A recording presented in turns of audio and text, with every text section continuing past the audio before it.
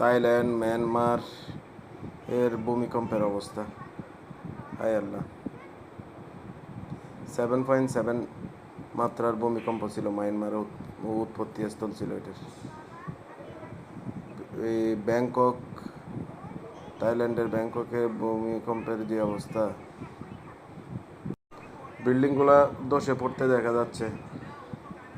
গাড়িতে যারা ছিল তারা এই ভিডিও ক্লিপগুলা প্রচার করে।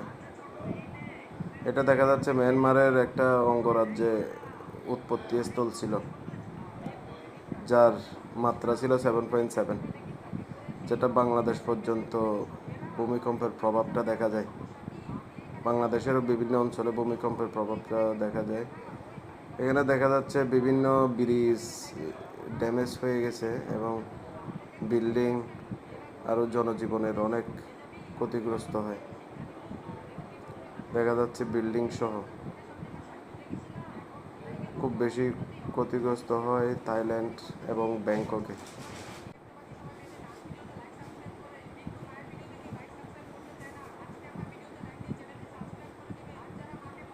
দেখুন,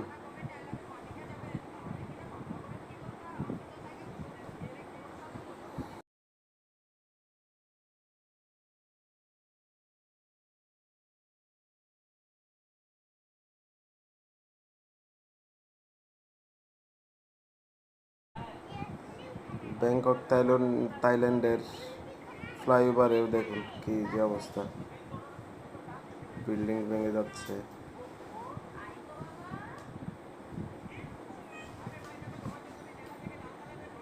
জনজীবনের অনেক বেশি ক্ষতিগ্রস্ত হয়।